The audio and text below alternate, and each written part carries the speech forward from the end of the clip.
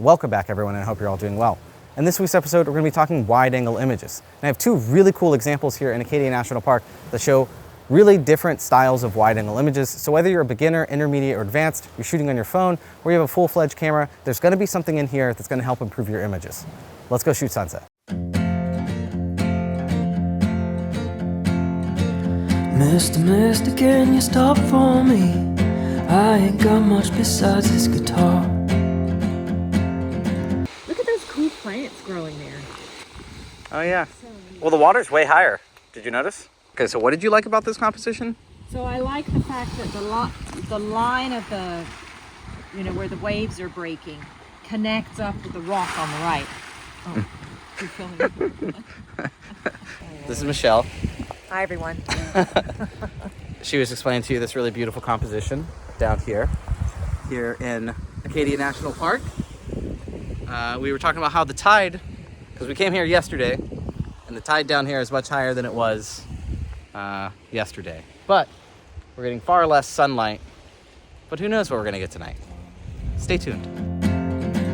Back a ways you'd find what else I own in the trunk of that damned old car. Don't know what blue, but it's smoking like hell. And man, it sure don't sound good. Oh my God. What? Did you see the actual fish? Yeah, that's what I'm saying. Oh, I didn't see that. Yeah, I thought you saw him. No. Yeah. Holy sh. Okay, slight delay till finding our sunset shot, even though it looks like we might not even get a sunset shot. We were looking down here, and you can see all of these you see these little things happening right here? Those are fish. And at first I was like, oh, it's jumping fish. And then we looked a little bit closer, and there's an entire school of fish down there. Thousands, tens of thousands, probably. There are so many fish here in the water, and now I'm trying to figure out if I could take a shot with it, but there's all this debris here that kind of just ruins it. But the fish are really cool. If anyone knows what kind of fish it is, please comment down below, because I have no idea what they are. And it was one of those moments where I came out, immediately saw them and was like, oh my goodness, that's really cool. It made it clear it ain't going no further. Well, there's fury beneath that hood. It dragged my bones all the way to California, but it sure ain't taking me home. So well, as you can tell, we are probably not getting a sunset here. So I think what I'm going to do is, instead of going through my explanation or my thought process behind taking this wide angle image, or what happens when I walk up to a scene like this and try to find a composition with a wide angle lens, we're just going to wait until I actually get a sunset here, because I think it's just going to do a better job at showing and showcasing the type of image that I want to show you for this video. But for now, I'm just going to jump to hopefully the next time I get sunlight here. And just like that, sunset light. Although it's still a little too harsh for me to worry about taking a photo right now, which is why I have not set up my camera. And we've lost Michelle, not over the ledge or anything. She's just out shooting somewhere else. But we have the right amount of light for me to sit here and show you what I wanted to show you yesterday, which is breaking down compositions with a wide angle lens. The thing is, wide angle shots aren't intuitive for some people. Whether you're shooting different types of photography, maybe you've shot at 35, 50, or 80 mil, and that's what you're used to, or maybe you're not a photographer at all, and you just want to take better travel photos. That's what I'm going to try to show you here. So I'm not really going to focus on a lot of the technical details like settings and stuff. I really want to talk about what I think about when I walk up to a scene and how I build that scene to look more professional. So regardless of your skill level, I think there's going to be something here for you. So let's dive into this. So pretend you are walking up to a beautiful spot and you want to take a really majestic photo.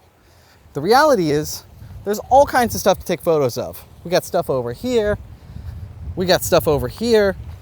We've got the sun up here. We've got these rocks out here that create a nice line. And so we could come out here and we could stand on one of these rocks and we can get a nice composition, exactly like this. So I really like this composition. I get a feeling of these giant rocks over here. We got this other photographer up here. Let's wave at him. He didn't wave back. And we have this line that's filling our image. But one thing that I see people do that they don't do enough is select a subject and then build around it.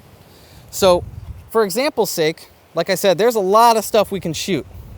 Let's make this the subject. I want this coastline to be my subject. This is going to catch sunset light. It's going to look gorgeous. We're going to hope for some stuff in the clouds back there. and this is what I want to shoot. But I'm noticing down here is not very interesting. And something I notice a lot of people make mistakes of is they'll just walk up, whoop, they'll just walk up to a shot and they'll take the shot. This is it. This is the shot.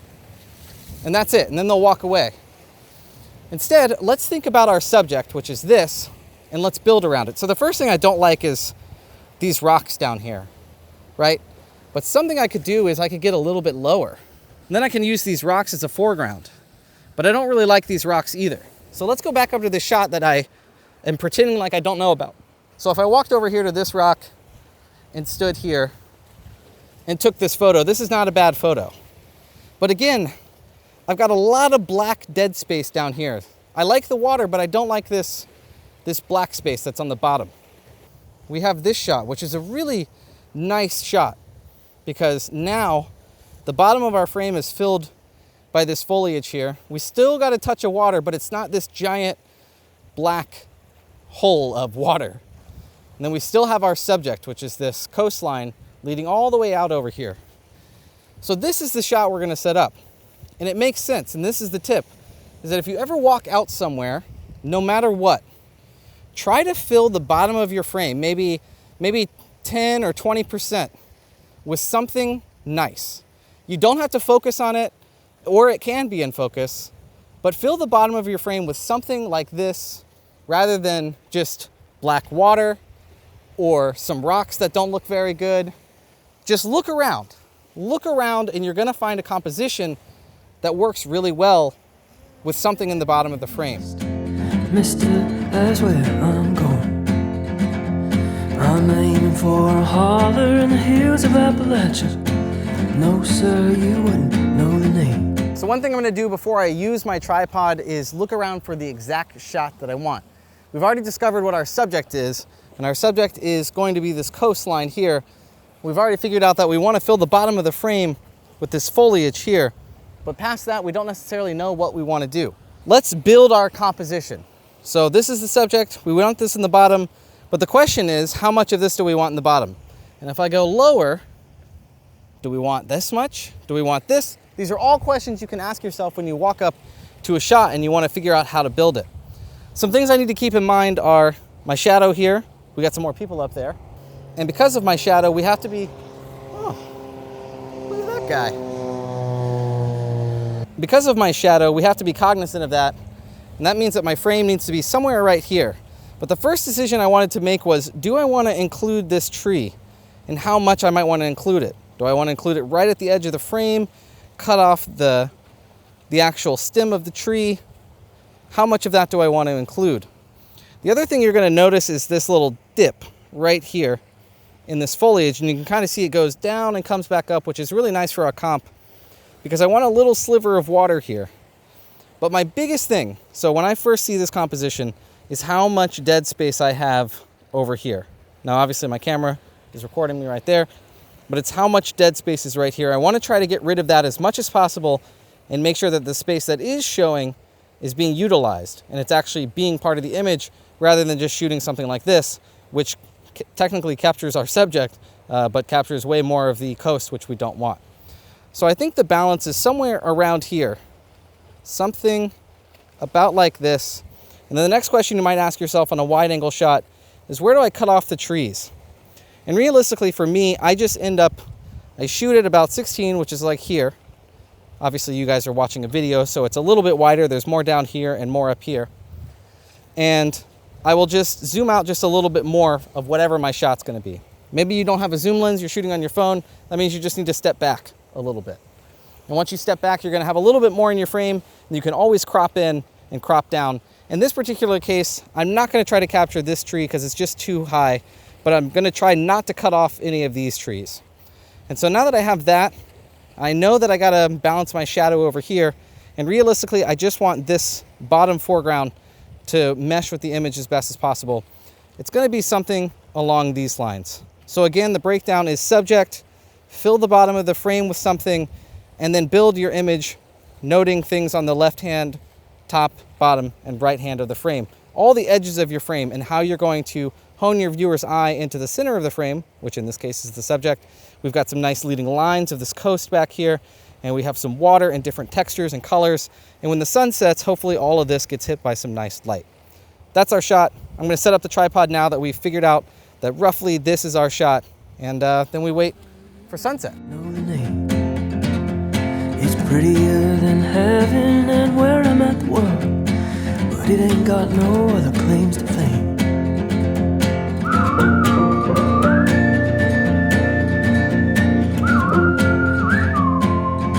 All right, you know what this means. Well, maybe you don't know what it means. We're probably not gonna get a sunset. This is exactly what happened yesterday when I tried to film this the first time, which it's just so strange because there's not anything going on over here. But as soon as the sun starts to set and the temperature drops, all of these thick fog clouds roll in and it blocks a lot of the sunset light. Thankfully, I took an image right when I was done talking. The light's not perfect. It's not what I would normally shoot for my landscape photography, but it might be far more realistic for the photography that you shoot or when you're out and about. And my scene had some nice light on it. There was some nice touch light on our foreground here. I just want to briefly explain my settings and everything else I was doing for anyone that is interested in the technical parts of the image. Shooting with a polarizer to cut out some of the reflections in the water, but not 100%, otherwise it would look black and dull. I'm shooting at f/16 because, let me show you, the distance between my lens and my foreground element is pretty far. It's a solid 3 foot at least. So at f/16, everything should be in focus enough. I am focusing on the rocks back here because if these are just a tiny bit blurry or not perfectly sharp, it's not the end of the world. I could focus stack, but I really wasn't taking this image to that technical level. Shooting at about 1/10 of a shutter speed at the time of the sun showing. And that should be good enough, even though there is a little bit of wind on the foliage here. So maybe that'll look a little blurry as well. But I wasn't really focused on the technical aspects. I really wanted to just talk about how to take better images, regardless of what you're shooting with and regardless of the scenery and stuff like that. This is more to make you think outside of the box about the next time you approach an image, whether you're a photographer, a traveler, or you're just learning now. So here is the image of what we just captured. I'm gonna wait around and maybe the sun will poke through the clouds. But regardless, I hope you enjoy it and you learn something from this. Stay tuned for our sunrise shot of a completely different type of wide angle image. I think you're gonna learn a lot there as well. I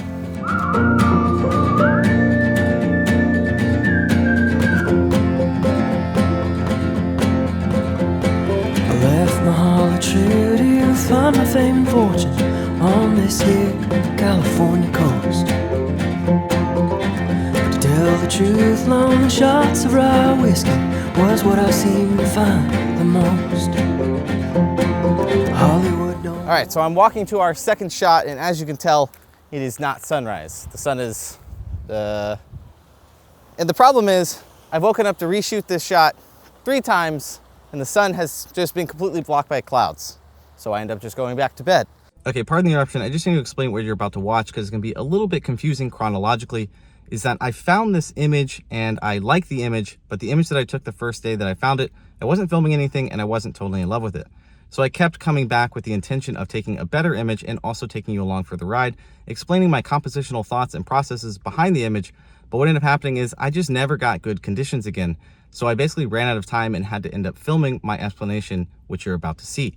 However, the next morning, ironically, the last morning I could even get anything, I got absolutely insane conditions at the spot. But I didn't film anything because I had already filmed all the explanation.